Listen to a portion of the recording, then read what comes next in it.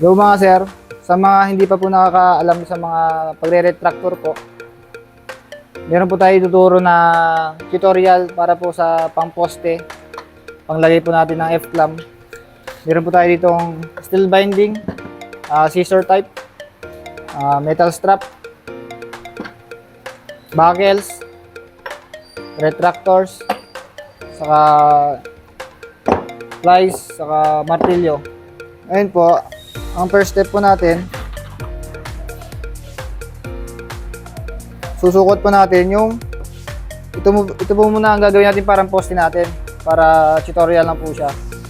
Sukat po natin sa poste, ayan, para kung sakali mahigpitan niya agad. Ngayon, ito po ang pagputol sa kanyang metal strap.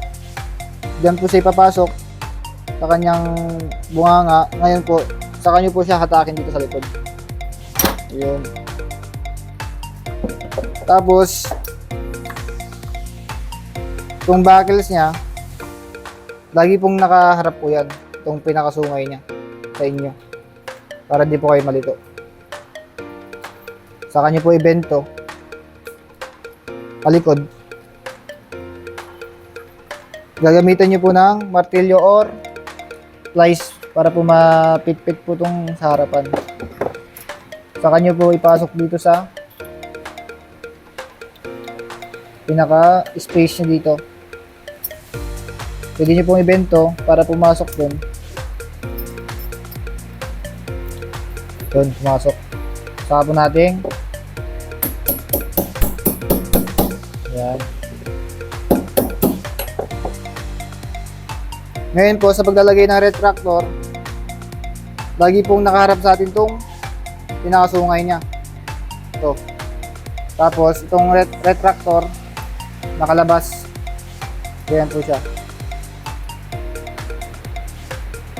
Ay, baligtad. Ganyan po siya, ganyan. Nakalabas yung sungay niya doon. Yan. Yan. So, nakalabas po yung kanyang hook.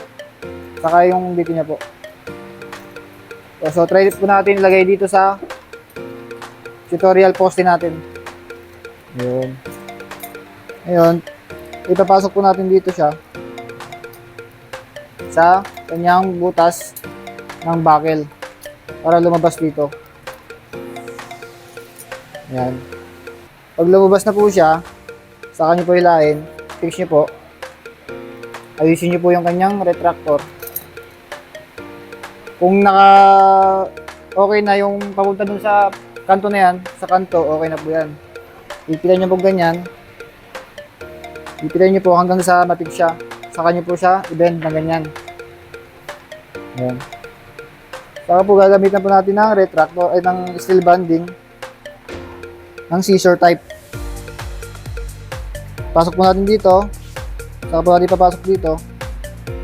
Yan. Pag okay na po siyang nakapasok, ito po ang gagawin natin. Dahan-dahanin po natin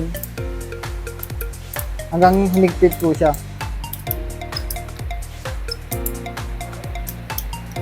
Yan.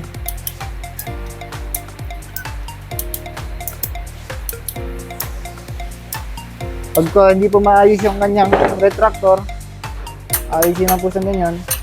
Ganyan. Saka po higpitan ulit ng mabuti.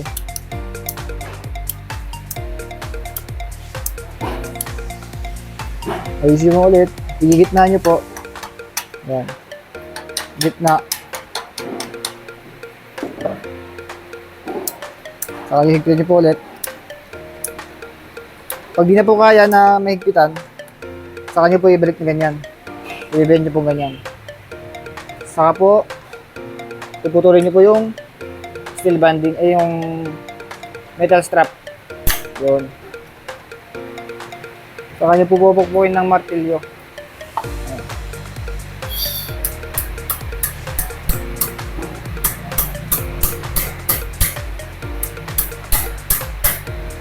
Ito po sa baba.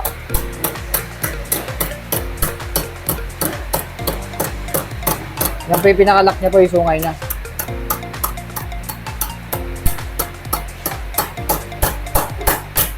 Yan. So, ito na po yung pinaka-kanya. Hindi na po makakanyan, patanggal. So, ito gawin niyo po dyan. Yun lang po ang tutorial po natin. Basic tutorial.